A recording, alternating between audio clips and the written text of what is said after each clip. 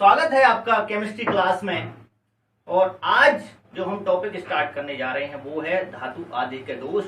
और इसी में आगे चलेंगे हम कि धातु आदि के दोष दो तरह से होते हैं, या तो ऋणायन वैकेंसी, अगर जो ऋणायन है जो अधातु से बना है वो छोड़ के चला जाए क्रिस्टल को, या फिर जो धातु आयन है वो आ जाए अंतराकाशी स्थान में, यानी इंटरस्टिशियल साइट में अगर मेटल आयन आ जाता है तो भी बढ़ जाएगा।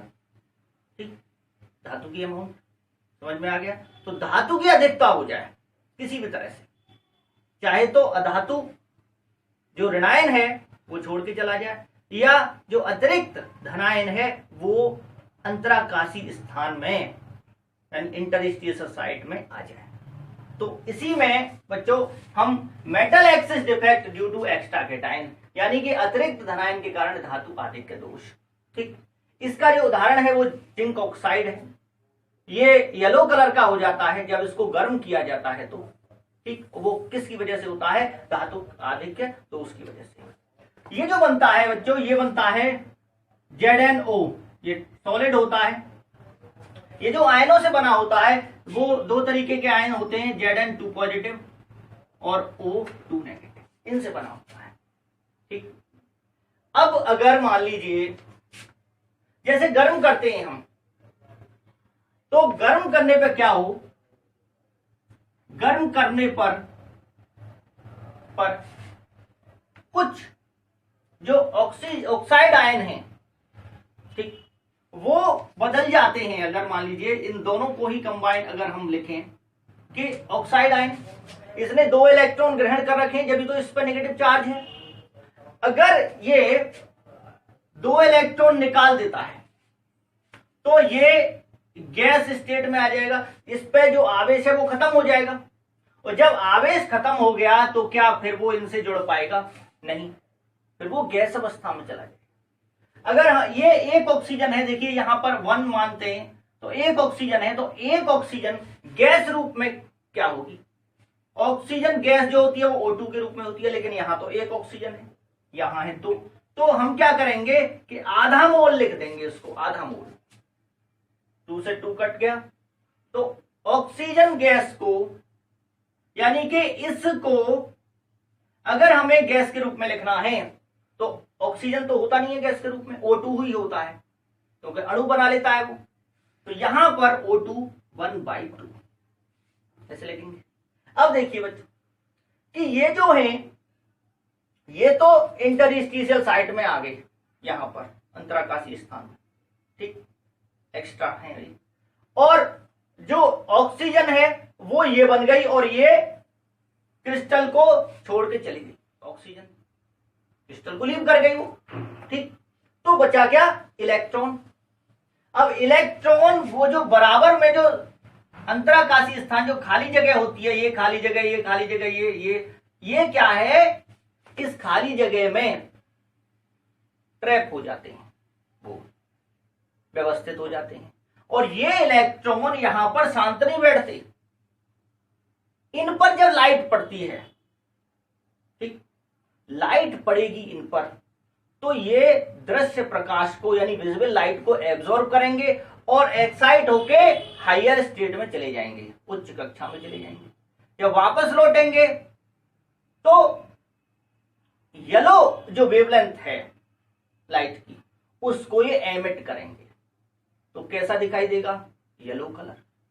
ठीक है बच्चों, तो देखिए ऑक्सीजन पे कुल कितना चार्ज था? नेगेटिव 2, और 2 इलेक्ट्रॉन पे भी 2 नेगेटिव चार्ज है, यानी कि जितना चार्ज गया था उतना ही चार्ज है।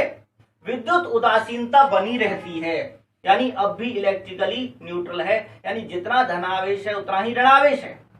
क्लियर? वो बदला नहीं है, लेकिन इसकी वजह से इसका जो कलर है वो कैसा हो जाता है बच्चों? येलो हो जाता है, येलो कलर गर्म करने पर। ठीक, तो इसे कहते हैं धातु आधिक्य दोष। क्लियर बच्चों? अब देखिए बच्चों आगे ये समझ में आ गया होगा ZnO का। दूसरा है इसी में एफ दूसरा जो है, जो प्रकार है धातु आधिक्य दोष है, ठीक। एक होता है जो नॉन स्टोइकोमेट्रिक डिफेक्ट में है कि धातु न्यूनता दोष, metal deficiency, metal deficiency defect, यानी धातु न्यूनता दोष। धातु न्यूनता दोष का मतलब है कि धातु की कमी हो जाए। यहां पे धातु बढ़ रही थी, Zn बढ़ गया यहां पर, ठीक। तो धातु की न्यूनता क्या होती है, देखिए ये दोष उनके द्वारा प्रदर्शित किया जाता है, ये उनके द्वारा प्रदर्शित किया जाता है उन धातुओं के द्वारा कि जो परिवर्ती संयोजकता यानी वेरिएबल वैलेंसी शो करते हैं। एक वेरिएबल वैलेंसी क्या होती है, एक से ज्यादा संयोजकताएं प्रदर्शित करना, वो संक्रमण धातुएं ऐसा करती हैं, आपको पता है डी ब्लॉक तत्व। तो आयरन +2 भी शो करता है और +3 भी शो करता है, ठीक। ये होता है फेरस, ये होता है फेरिक। अब हम फेरस ऑक्साइड की बात करते हैं। यहां फेरस ऑक्साइड में देखिए बच्चों कि अगर मान लीजिए FeO है, अनुपात क्या हुआ इसका, इसका अनुपात हुआ 1:1 का। अगर Fe 100 है तो ऑक्सीजन, वैसे गिने नहीं जा सकते लेकिन फिर भी हम मान के चल रहे हैं ये 100 है, ठीक। अगर यहां पर जो आवेश है वो है 2 पॉजिटिव और यहां पर है 2 नेगेटिव, क्लियर। जितना 100 दूनी 200, 100 दूनी 200, 200 प्लस है और 200 ही माइनस है। अब मान लीजिए कुछ जो Fe हैं, 3 Fe, अगर इनमें से कितने Fe आयरन, यानी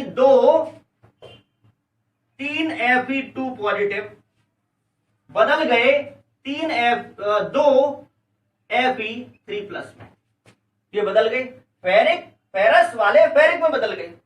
तो कुल चार्ज, कुल आवेश कितना हुआ, 3 दूनी 6 प्लस का 6, और यहां पर जो कुल आवेश है वो भी प्लस का 6,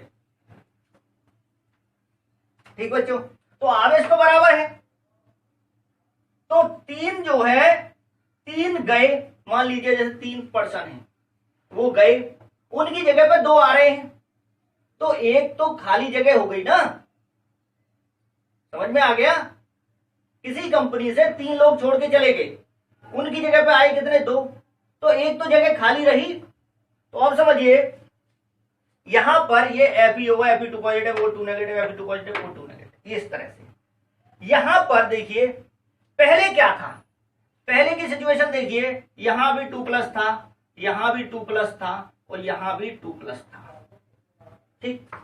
अब क्या होगा कि या तो गर्म करने पर या वो नेचुरली 3 जगह से 1 2 3 मान लीजिए ये जगह है, यहां से 2 2 4 2 6 प्लस जो आवेश है वो बदल गया इसमें, ये 3 में बदल गया और ये 3 में बदल गया, 3 और 3 यहीं पे 6 हो गया। तो एक जो साइट है वो क्या हो गई, जब आवेश इन दोनों से ही पूरा हो गया तो एक जो जगह है वो खाली हो गई। अब बताओ बच्चों कि आयरन क्या है, लोहा क्या है, धातु, और धातु की कमी हो रही है, यहां पे क्या हो रही है, धातु की कमी हो रही है, तो इसे कहेंगे धातु न्यूनता दोष। समझ में आ गया, धातु न्यूनता दोष, ठीक है बच्चों। तो ये कौन प्रदर्शित करती है इसको, जो परिवर्ती संयोजकता प्रकट करती है धातु, ठीक है बच्चों। तो इस वीडियो में इतना ही, अगले वीडियो में हम आपको बताएंगे धातु अशुद्धता यानी कि अशुद्धता दोष, ठीक है बच्चों। वीडियो को शेयर कीजिए, लाइक कीजिए, ठीक।